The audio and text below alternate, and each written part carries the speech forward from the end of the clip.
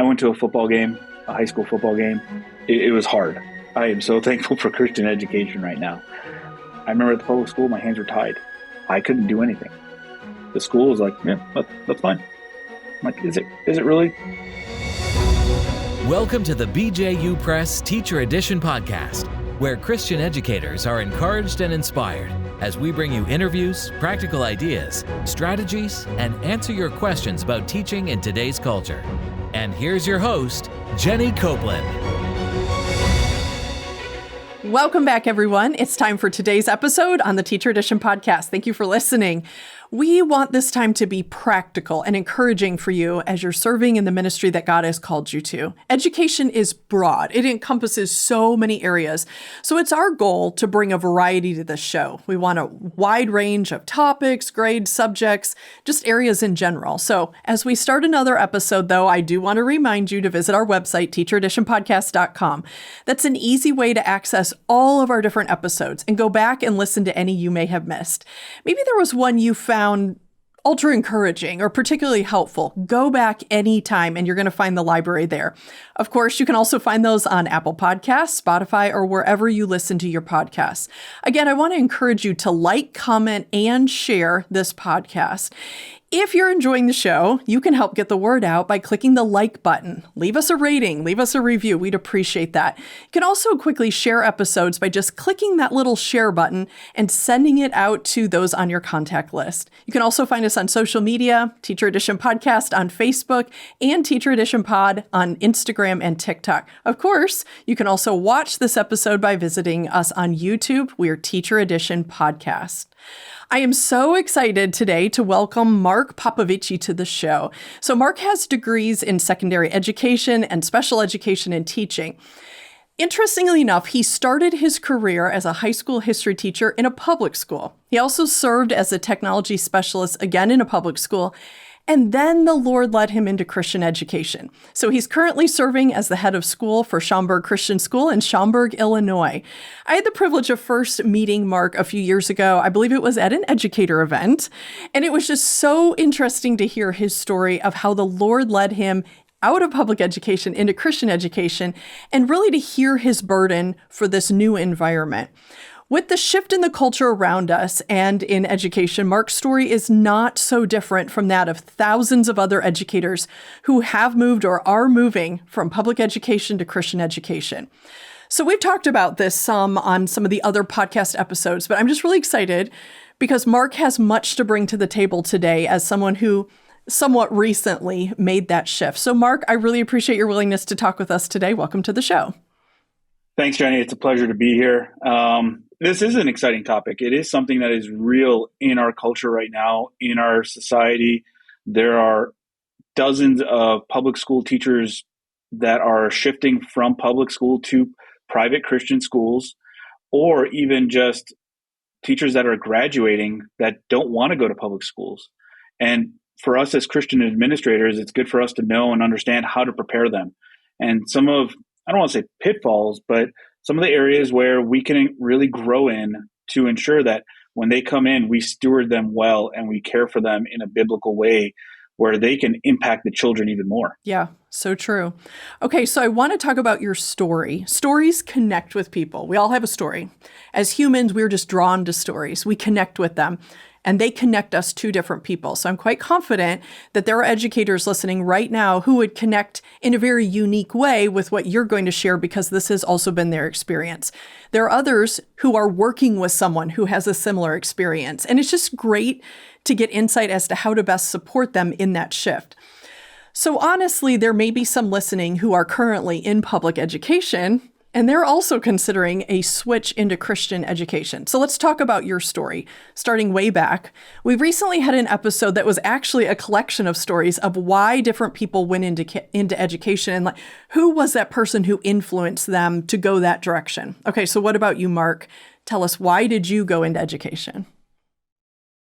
For me, it's weird. I had two paths that I was really looking at when I was in high school. In my heart, it was always education, but there was something about being a lawyer that always intrigued me. And I really wanted to be a lawyer. There. A little overlap, yeah, especially with the history stuff. It's like you're interested in constitutional law and True. the policies and all that. But my grandfather really, really did influence me a lot. I mean, he was a seminary leader in Romania during communism. He was our pastor. He was a great educator, even down to my father and my uncles, who are church leaders now. They really did influence me a lot in how I want to be a teacher, what discipling others. And me and my brothers and my family were all products of public education. We never considered private education or even Christian education for that matter, because back then it wasn't as bad as the culture is now. And there were two men that really led me to say, okay, I'm going to be for sure a teacher.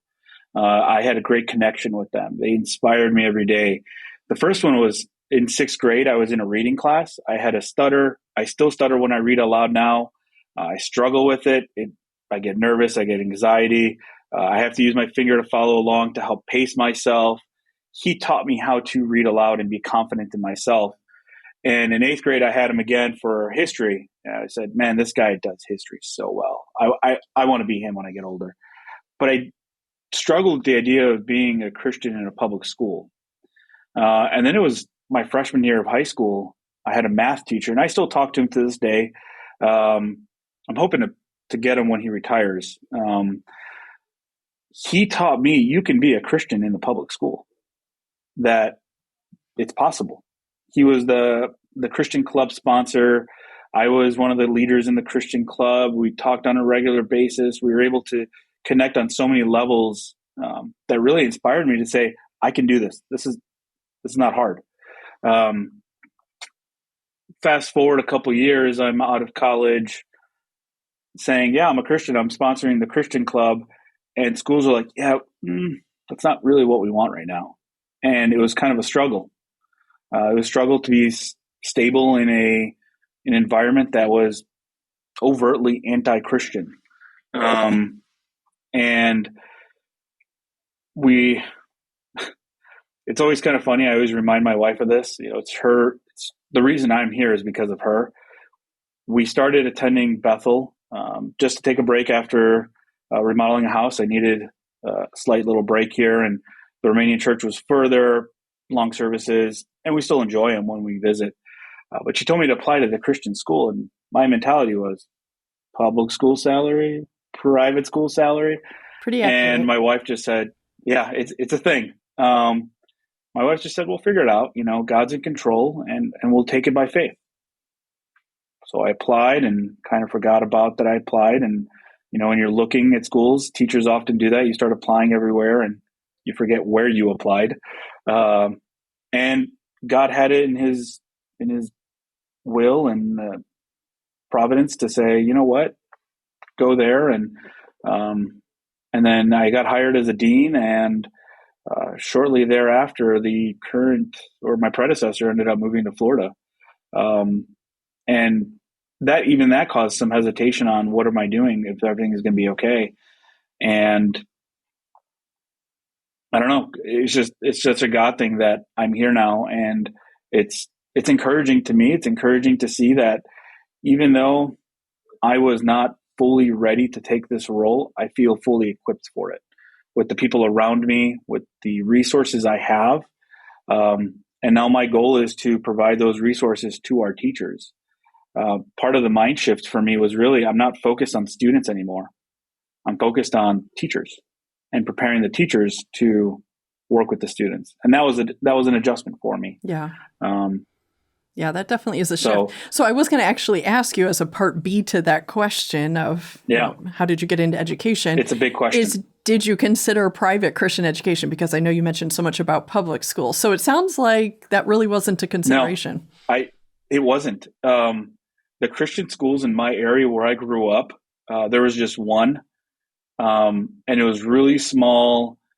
The pay was nothing. And I was single at the time. So it's like, why would I go work there for nothing? Like I kind of want to make some money to start paying off my college debt, and to have a life and, settle down. And my idea was I can go be a ministry or proclaim God's word to those people in the public schools and be an example for them. That was my mindset. That's what I'm going to do. It wasn't until I got to Schaumburg Christian that it's like, wait a second, even Christians need Jesus just as much as the public school teachers need him, or the public school students too. So in my mind, it was never Christian schools. It was never something that was on my radar, because the one that I had locally, it's not that they did a bad job. It was just, I wasn't interested. The story there didn't inspire me. So that's part of it. The other ones were all 45 minutes away, an hour away. And oddly enough, I was working at public schools that were 45, 50 minutes away from my house, but it wasn't on my radar. It's a different 45 I wanted minutes. to coach. It's a different 45 minutes. It just wasn't on my radar. I don't know why. But it's awesome to see how God works throughout our stories and our lifetime to guide us exactly where we need to be. Absolutely. I never wanted to be in charge of a school. No, me neither. Never. Yeah. I actually, oddly enough, I had my dream job for the first 2 months here in April and May. I was the dean here, but I wasn't acting as dean. I was hired as the dean for the following school year. I was still working at the public school, coaching water polo as a head coach, and coaching soccer. For me, that was the dream. Jim Toth, my predecessor, let me coach water polo, and he let me coach soccer at the public school as long as I was dean. And God's like, nope, you're going to take over. And to this day, I often tell my wife, it's like, how did I end up in this role? So let's talk about that. Yeah, I want to talk about that more, that shift. So you made the shift from public to Christian, but in that, you also became an administrator in a Christian school. So I want to jump into that. You were kind of going there, so I want to go there even more. Talk with us. What was behind that shift? What was the major reason that brought you to that point? And maybe while you're at it, you can comment on the shift from teacher and technology specialist to an administrator. I mean, that's a very unique shift. That's not just, one little step from this school to that school. Big shift there. Talk with us about that. Yeah. So at the public schools, there's so much turnover in administration at public schools that whenever a new administrator comes in, unless you're a tenured teacher in Illinois, you're kind of worried.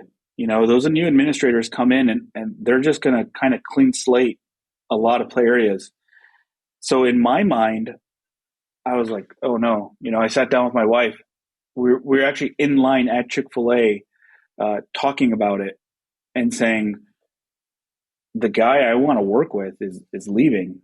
One of the main reasons I'm going there is leaving. He's, what do I do? Because whoever he gets hired now is going to clean slate. Yeah, they bring in their own team. Yeah, they bring in their own team. They bring in who they want, and I don't know. That kind of terrified us. What do you do? And my wife's like, "We'll figure it out." It's rare when my wife is that confident about stuff like this, especially financial reasons. And I get a phone call from my predecessor asking me to come over to talk to me a little bit about why he's leaving, to reassure me it's okay. But at the same time, he was dancing around the idea of, hey, maybe you could fit that role. You have the qualities for it. We both left kind of perplexed. Like, did that conversation just happen? I mean, neither one of us saw me as a leader or as definitely not a school administrator. And if you ask my 8th grade teacher, definitely not a school administrator. And we prayed about it that night, and we just said we want to be part of the conversation, whatever that looks like. We are going to fully put this in God's hands. And I contacted the pastor, said, hey, just want to be a part of the conversation, nothing else. And it turns out I was the conversation, which was God was already working. God was already working. And the only reason I was part of the conversation was because I was at an accreditation dinner before I even got hired. And I just said hello to the pastor, and he liked how I interacted with the people around me.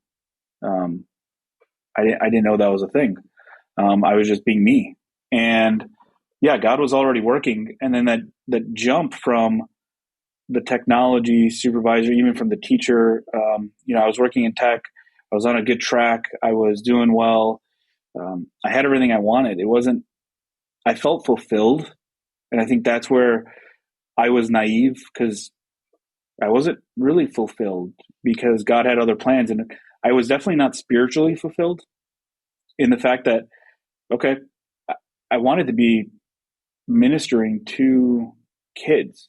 The only kids that really knew I was a believer were my water polo kids, my soccer kids at that point, and the staff around me. Because they all knew on Sundays, I'm not answering emails, I'm not talking about stats, I'm not reviewing film with anybody.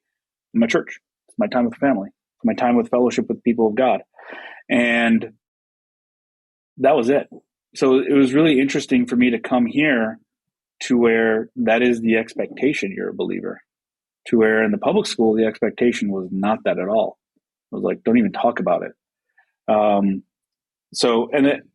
There was just a lot of shifting. I mean, I still feel uncomfortable sometimes in this chair, in this office. But I am thankful that God gives me that discomfort. Yeah. Because it's something bigger than me. Thing. And it's not a bad thing. And every day I walk in intimidated. Every day I walk in and say, this is for God's kingdom. I have to work towards it. Yeah. How do I steward my staff? Yeah. And and this chair is about stewarding staff and parents for the students to glorify God. Yeah. So it's a big chair. So no doubt you've noticed, felt, and likely experienced major differences between what you knew in public education in the system there and in the Christian school setting, or at least I would think you would. So talk about, Are there differences? What are some of those differences? And that could really be cultural, spiritual, academic, any of those. What do you see as the differences? Where do I start? I think as a system, schools are schools, right? If you just look plainly at a school, sure, there really is. There's common denominators. We're here for academics. Yeah, common denominators. Yeah, we're here to educate and to teach and to mentor. Where we become to differentiate ourselves is really in how we do it and why we do it, the values behind it, the Christian part as well. Schaumburg Christian is a missional school, so we do have a lot of unbelievers here. But last week, I think it was at a local church, there were 4 or 5 of our students that got baptized. Wow. That's great. And that's why I do it. I get goosebumps just kind of talking about it, because at the public school, you don't talk about that. You're not talking about the impact that students have, or what we have on the students like that. Cultural changes among the staff. There's definitely, it was kind of like, oh, I get to pray before a meeting. This is kind of nice. Openly, this is awesome. Holding devotionals at one of the public schools I was at, we would have our morning prayers kind of at 6 a.m. before anybody got there, so nobody could see. Now it's, hey, walk over to the pastor's office and just pray with them. Teachers are struggling, let's pray with them. We have parent meetings, we open in prayer. It's fantastic. And that's what gets me more excited. And I was talking to one of our new teachers. He retired out of the public school after 30 years and came over to here, and he's the same way I am. How awesome is it that culturally we can do this? That's part of the school's culture, is we can be open about Christ every single day, every single minute. We can open every lesson with it if we want to. We can, now with math, it's a little harder sometimes. I'm not a math person, I'm a history person. So in history, we do it quite often. We were talking about the expansion of Christianity yesterday in history, and we had Bible verses, and it was great. I never got to experience that. Part of me kind of regrets that I never did before, or even thought about it beforehand. But I do think the public education culture there helped shape me in the disciplines that I have, in the idea of taking what they do really well and saying, how can I apply it here in a biblical way? I do think that culturally, and I was talking to that new teacher just this morning, actually, there are some things that silos start to develop in Christian schools because you only have one history teacher. Yeah, there's not as much collaboration between people doing the similar things, right? Collaboration, which then creates fellowship and shared values, and okay, we pray together regularly. That's great. But at a professional level, we do a good job spiritually, I think, a lot of Christian schools. But how do we enhance their professional experience too? And that was kind of a culture shift that I still struggle with. When you have one history teacher for that subject, or one teacher is teaching one section of biology, and that's it. Yeah, makes sense. Okay. Yeah. I struggled with that when I was teaching. I taught ESL for most of my career, was in ESL. And I remember in our team meetings for the English department, they would say, okay, break in your PLCs, or professional learning communities. And I'm just the only ESL teacher. So one time, as a joke, I pulled out a mirror and I started speaking to myself in the mirror. And everybody thought it was hilarious. But at the same time, it definitely made a point. Now that I reflect, it made a point. The point didn't go over too well, but it was kind of pathetic. It was kind of sad. Like, oh, poor Mark, he's by himself. It probably gave you an understanding, though, of how often the Christian school teachers, and that's those times when we get together for conferences or things like that, meeting between schools. That's why that is so huge and significant. But yes. I mean, that's, I'm so glad you had that experience. It probably helps you better associate or connect with the teachers and what they're going through in a Christian school in a similar situation where there's just one of them. Yeah. And that's something that is kind of on a heart of mine, is really stewarding and discipling our teachers well. Yeah. To be the best teachers they can be. But it's hard when they're by themselves. Right. And that's why I was thankful we had BJU come out at the beginning of last school year to do a conference for us. And we invited every Christian school in the area, because great. We're not here to be us versus another Christian school. It's not us versus us, really. We have to grow ourselves. That's my mentality towards it. And part of it is the fellowship we have with other teachers in other schools, because they're struggling the same as we are. I love that I have a small network of Chicagoland Christian school administrators. We often email each other questions. We often text each other encouraging words. I get one email from one administrator every single day, a mentor tip, and it's fantastic. That is fantastic. It is so encouraging to hear that. But how do we get to the next level where our teachers have that? Yeah. Where our teachers can experience that level of professional collaboration, even though they don't work at Schaumburg Christian. Yeah. They can work at a different school. They can work at the BJU school down in Greensville, right? That's fine. We have technology. This is a blessing that we can do this. How do we leverage it to teach our teachers and give them that fellowship across the board? Yeah, that's great insight. Like, I love that. That's something you wouldn't think of as being part of the shift between public and Christian. So we're talking about the shift, and you kind of talked a little bit about how even at some points you felt a little lonely there in what you did, but the things that you're noticing here in the Christian school. So talk about that shift for you personally. What has that been like, that transition? We know kind of academically there's some differences. The environment, I think in general, you mentioned it's just amazing to be able to pray and things like that. But how has it been for you personally making that adjustment? I had more hair. Sorry, I had to put that in there. Now, which shift is that from? Is that public to Christian, or is that teacher to administrator? Well, you don't have to answer that. Teacher to administrator. That's what I was definitely wondering. Teacher to administrator. It has been a good thing. It has definitely shown me my deficiencies as a teacher, where I lacked and where I should have been. It also shows me my deficiencies as, I'll say it sometimes, as even a husband. I get so bogged down in work, especially at the beginning of the school year. I'll come home. I remember my first year, and when me and my wife were backtrailing it, when me and my wife were talking about me taking the position, she always got annoyed for water polo. I had 8 p.m. practices, late games, tournaments on the weekends. And I just told her, I was like, this is going to be water polo season, but to the nth degree. Yes. Yeah. So at the beginning of each school year, she knows I'm just going to see Mark in 2 weeks, and we'll call it a day. She'll give me that nudge once in a while. It's like, hey, don't forget you're married to me, not to the job. So that's where it definitely has helped me grow as a man, as a husband. It's definitely helped me grow spiritually.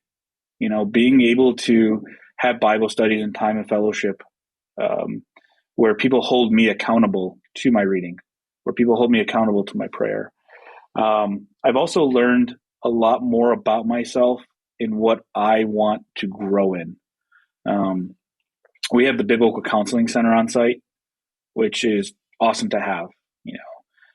They're integrated into our school, into our curriculum, into our administration. And just the idea of learning how to speak to people that are struggling was something that was never on my brain. Even as a teacher, okay, you're crying in class, go see the counselor, right? Well, when I first started here, that was me. They come to my office to cry, and I'm like, I'm a coach. I was just like, I can't handle this. I need an adult. And part of it that was something that I lacked in. So I was thankful for the Biblical Counseling Center helping me with that, helping me alongside that journey. Now, how do we have the teachers get on board with that journey, or some of them, or most of them, ideally all of them? Because kids do struggle, parents struggle. How do we make ourselves spiritually and emotionally available to students that struggle in some areas? And that was definitely a big shift for me. I'm not the emotional type, but my wife has mentioned to me, she's like, I feel like you're getting a little more emotional, and like something's wrong. But it's a good thing. I'm being more aware of the people around me and the struggles they go through, as opposed to me being self-centered and thinking about, well, I feel like this, so everybody else does. That's not the case. But also learning how to speak to those people and speaking the truth of the gospel into those situations has definitely been something that in the public schools, they never would have taught us that. Right. Yeah, that's great. Okay, so maybe turning the tables here just a little bit. We know that in the public education setting, well, we wouldn't agree with their philosophy or their worldview, even maybe how they go about some things. Certainly, there were some things that you found to be done well. You've kind of hinted at a couple of them, maybe even things that we in Christian education should learn from. Maybe I could phrase it this way. What is one thing that public schools do well? And then if you could, flip the coin and include something now that you've shifted into Christian education that you notice that Christian schools do really well. What would you say? I would think that, and this is the weird aspect of the public schools, because the public schools are free. You're not paying for them. They sell themselves so well to the public in such a way that kids are excited to go to them. Even Christian kids, they're excited to go to a public school. They know they completely disagree with everything there, but they're excited for that. They sell the experience so well. And that's something they do well. And they do it through the culture that they cultivate with their staff. They train the staff so well that the students want to go be engaged with those staff members. They want to be a part of that. The schools sell the experience, but it's really the staff that sells it, because they're the ones engaging with the students on a regular basis. And that's something I was at a conference last week, and they talked a lot about that, about how to sell the experience as opposed to you're going to get excellent academics here. Well, how do you sell the overall experience? Because that's something that I think a lot of Christian schools, we have so much more to offer than public schools. Yeah, agreed. And I think that's where and I hate the word selling, right? Because it just sounds so right in the Christian world transactional. That doesn't sound right. But your point is very clear. Well taken. Definitely. Yeah, because it's how do you bring them in? How do you say we have a great experience? And then something that the Christian schools do really well is holding people accountable in a Christ-like manner and with standards. I went to a football game, a high school football game, earlier this year. I was like, I feel so wrong being here right now. It was hard, right? It was just, I am so thankful for Christian education right now. But they won't do that. They won't enforce it. I remember at the public school, my hands were tied. Female walks in with almost nothing on, or even some guys want, towards the tail end. It's like, that's not a t-shirt, and I couldn't do anything. The school was like, yeah, that's fine. I'm like, is it really? Because if I came like that, you'd give me a hard time. And this is where I think Christian schools do a good job of holding kids accountable to high standards. Oftentimes we think kids won't raise themselves to the standards. If we start lowering the standards, they definitely can. And I've done it here, and the kids raise to the standards. Sure. And they appreciate that consistency too. They know the expectations, and they know you're going to stick with it. Right. Yeah. If we're inconsistent with our expectations, they're running the show, and they know that. If you're clear with your expectations and you hold them accountable in a Christ-like manner with grace and understanding and discipleship, they get it. They're going to learn from it, and they'll grow from it, and they'll appreciate it too. And that's those are really the two big things. They don't hold expectations at the public school, but they sell themselves really well. And on the flip side, I always said we're word of mouth. Schaumburg Christian's almost 900 students with word of mouth marketing.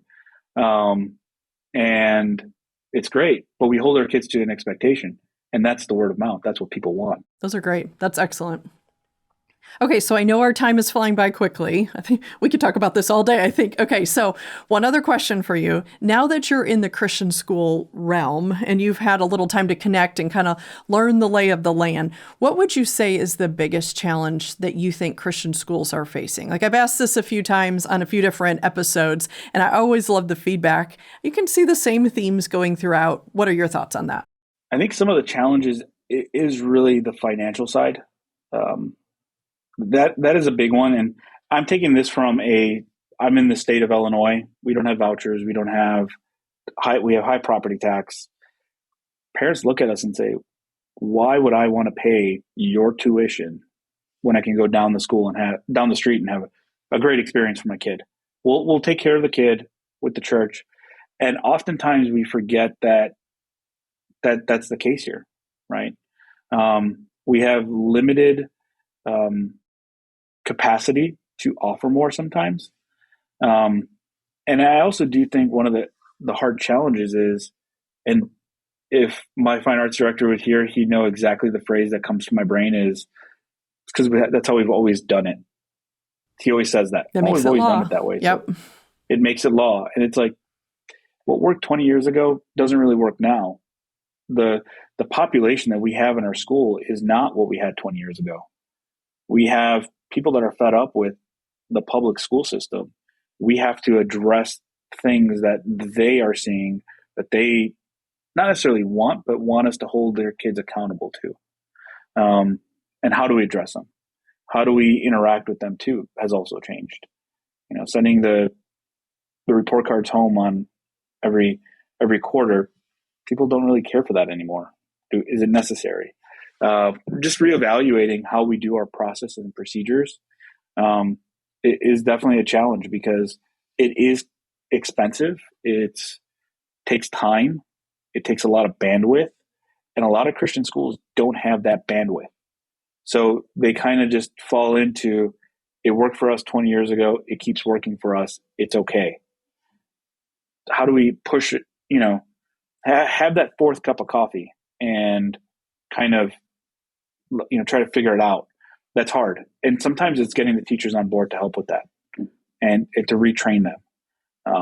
And I don't like using the word retrain because they are trained. I think it's just helping them understand the change. Some Christian schools introduce change with no explanation. That can be devastating to a culture. So. Very true. Very true. Great insights. I love this. Those are the answers you've given today are not probably ones that would have come to people's minds as we were talking. Like as I asked it, you have had just great insights. I really appreciate it. It's been a pleasure having you here on the show. I've really enjoyed hearing your story. Again, even more details and learning from your insights. Listeners, whether you have personally moved from a public education environment or you work with someone who has, I hope you've really gathered just some really good insights from what Marc has shared today. So Marc, once again, it's been a pleasure. Thank you for your time. And thank you again also for all your contributing now to Christian education. Appreciate that. Thank you. This has been awesome. I do listen to the podcast on a regular basis. It's between this and another Christian podcast. This is my weekly, or whenever you toss them on, my lawn mowing podcasts. Good to know. And I love it. It's such a good time for me to focus on what God is doing in other schools and just what is happening in Christian education. So thank you for putting this podcast together. Well, and thank you for being with us. Listeners, thank you also for joining us today. I hope you were challenged and encouraged. I definitely was in listening to Marc. Remember to go to teachereditionpodcast.com to submit questions for our upcoming episodes. Of course, be sure to go subscribe to the podcast and follow us on social media. Now, once again, it's time to get back to your day. It's not just any day, though, because every day in the classroom is your day to impact and inspire through God's power and through His grace working in you. Now go do what God has called you to do.